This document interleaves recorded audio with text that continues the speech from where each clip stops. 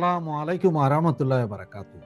সুপ্রিয় দর্শক শ্রোতা মণ্ডলী, আমার ছোট ভাই, বড় ভাই, আমার বন্ধু বান্ধব এবং বাংলাদেশের আপামর জনসাধারণ, আপনারা যারা আমাকে এই মুহূর্তে শুনছেন এবং পরবর্তী শুনবেন, সকলকে আমার প্রাণঢালা অভিনন্দন এবং শুভেচ্ছা। আজকে যে বিষয়টা নিয়ে কথা বলবো, আপনারা থাম্বনেলেই দেখেছেন যে উপদেষ্টাদের সেফ এক্সিট এবং সেনাপ্রধানের পদত্যাগ, এই বিষয়টা নিয়ে। তো এই বিষয়টা নিয়ে কথা বলার আগে আপনাদের জাস্ট জানিয়ে দেই যে আজকে বিকাল 4টায়, বাংলাদেশ সময় বিকাল 4টায়, খাগড়াছড়ি থেকে সরাসরি আমাদের সাথে যুক্ত হবেন একজন মারমা সম্প্রদায়ের লোক, যিনি 23 তারিখ থেকে যেই ঘটনা প্রবাহ খাগড়াছড়িতে ঘটেছে সেই বিষয়ে আমাদের সাথে সরাসরি কথা বলবেন এবং ওনার দেখা এবং ওনাদের চাহিদা সম্বন্ধে সবকিছু আমাদেরকে জানাবেন।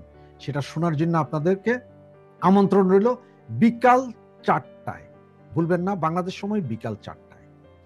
আর প্লিজ সাবস্ক্রাইব করতে ভুলবেন না, কারণ সাবস্ক্রিপশনই আমাদের এখন যুদ্ধের মূল হাতিয়ার। সুতরাং সাবস্ক্রাইব করুন প্লিজ, এবং অন্যদেরকেও শুনতে উৎসাহিত করুন। তো চলুন যাওয়া যাক যে উপদেষ্টাদের সেফ এক্সিট এবং সেনাপ্রধানের পদত্যাগ। আপনারা গতকাল সারাটা দিন বিভিন্ন জনে ফেসবুকের পোস্টে আপনারা দেখেছেন যে মাসুদ কামাল বলেছেন যে যারা পদত্যাগ করবে বা যারা সেফ এক্সিট চাচ্ছে তাদের পাসপোর্ট ধরে রাখা হোক বা আটকানো হোক, এবং এই সেফ এক্সিটটার ব্যাপারে কথা বলেছে আসলে মূলত আপনার এনসিপির নেতা যিনি আছেন এখন, নাহিদ সাহেব, উনি বলেছেন যে উপদেষ্টাদেরকে বিশ্বাস করা উচিত হয়নি, এরা এখন সেফ এক্সিট চাচ্ছেন। অনেকদিন পর তিনি মুখ থেকে কথাটা বের করেছেন।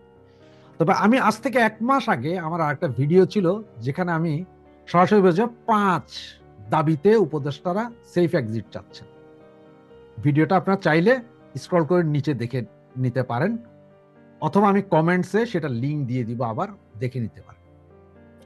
তো হঠাৎ করে আপনারা কি একটা জিনিস খেয়াল করেছেন যে না, নাহিদ এই কথাটা বললো, তার আগে এনসিপি মোটামুটি হাউ হাউ খাও খাও অনেকটা স্থিমিত, আমেরিকাতে ডিম খাওয়ার পরে একেবারে পুরোই নিশ্চুপ হয়ে গেছে বাকিরা। কারণটা কি? আসলে সেফ এক্সিট কারা চাচ্ছে জানেন? সেফ এক্সিট সবচেয়ে বেশি যাচ্ছে যাদের কাছে বাংলাদেশি পাসপোর্ট নেই।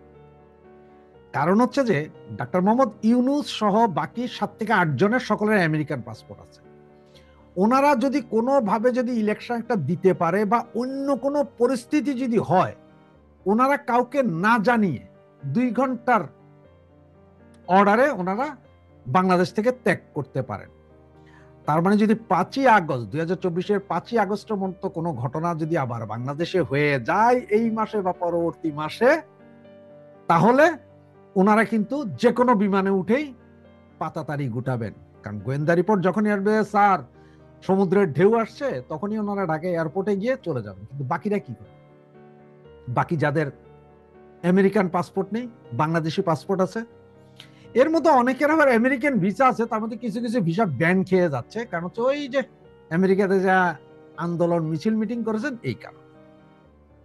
এখন যারা সেফ এক্সিট চাচ্ছে, আসলে এখানে যে 5-7 জন সেফ এক্সিট চাচ্ছে তাও না, এখানে আমেরিকান পাসপোর্ট হোল্ডার যারাও আছে তারা সেফ এক্সিট চাচ্ছে হচ্ছে ইন্ডিয়ার কাছে, যাতে ইন্ডিয়া কোনো কারণে এই মুহূর্তে না বলে যে এই সমস্ত লোকগুলো আমার আকাশ সীমা ব্যবহার করতে পারবে না।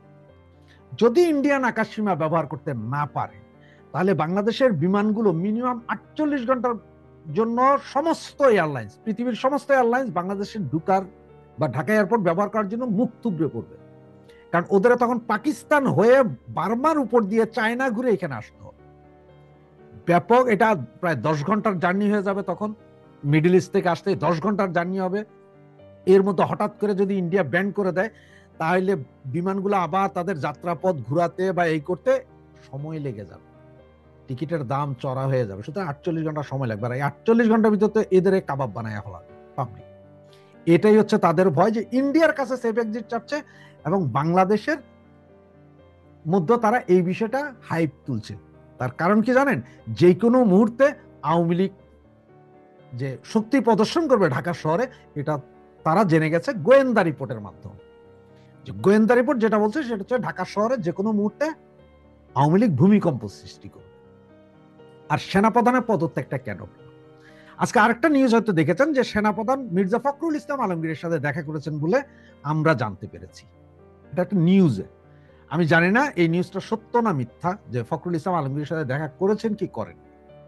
কিন্তু সেনাপ্রধানের পদত্যাগের অন্য একটি কারণ আছে।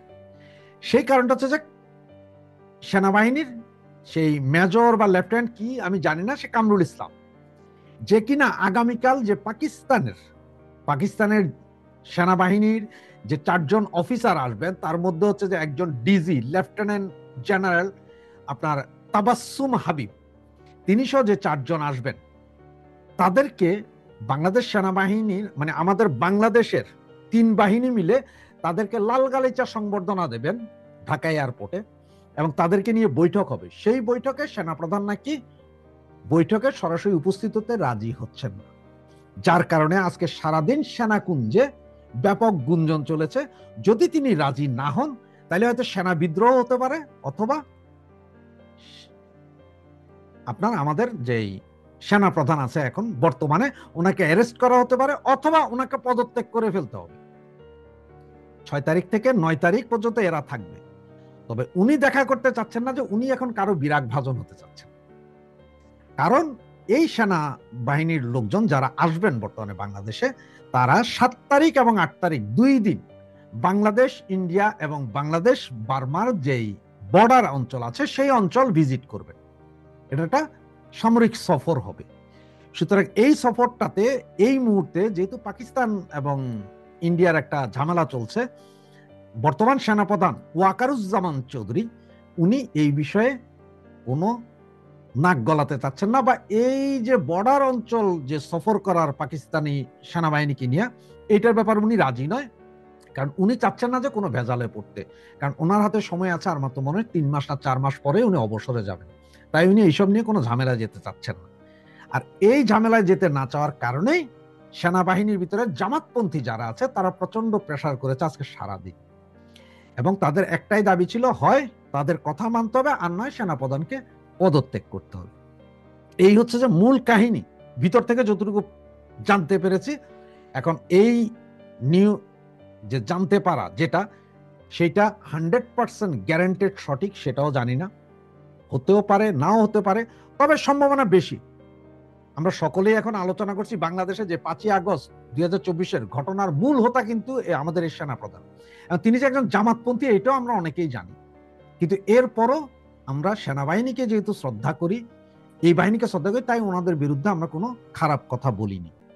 কিন্তু এখন দেখা যাচ্ছে যে জামাতের এই প্রেসার এবং সেনাবাহিনীর ভেতরে এই প্রেসার হয়তো সহ্য করতে পারছেন না ওয়াকারুজ্জামান, তাই হয়তো সহযোগিতা চাইতে গিয়েছিলেন বিএনপির নেতা মির্জা ফখরুল ইসলাম আলমগীরের কাছে। এখন বিএনপিরও তো আসলে ওই ধরনের ক্ষমতা নেই যে ওনারা কিছু করবে। তাই কি হয় সেটা দেখার বিষয়। আগামীকাল থেকে সিচুয়েশন অনেক কিছুই চেঞ্জ হবে, সবাই সিচুয়েশন দেখতে থাকি। এবং সেফ এক্সিট যেটা বলেছি সেটা সত্য, সমস্ত উপদেষ্টা অপদেষ্টা এবং এনসিপির 9 জন এই সেফ এক্সিট চাচ্ছেন। তার কারণ হচ্ছে ওনারা জানেন যে আওয়ামী লীগ যদি এসে যায়, যদি না আসলে আওয়ামী লীগ এসেই গেছে দেশে, যে কোনো মুহূর্তে এটা প্রলয়ঙ্কারী ঘূর্ণিঝড়ের মতো হবে, এই ভয়েই পুরো ইন্টারিম গভর্নমেন্ট এখন কাঁপছেন।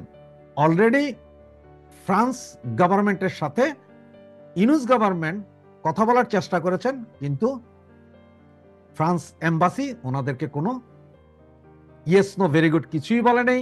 এদিকে জাতিসংঘ বলে দিয়েছে যে ইনক্লুসিভ ইলেকশন হতে হবে। আস্তে আস্তে সারা পৃথিবী বলছে ইনক্লুসিভ ইলেকশন, আর ইনক্লুসিভ ইলেকশন হতে হলে আওয়ামী লীগকে দরকার আছে। উইদাউট আওয়ামী লীগ এই দেশে কোনো ইলেকশন হবে না, এটা মনে রাখেন।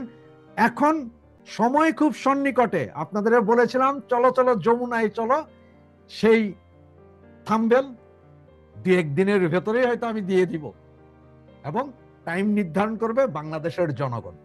জয় বাংলা, জয় বঙ্গবন্ধু, জয় হোক মেহনত।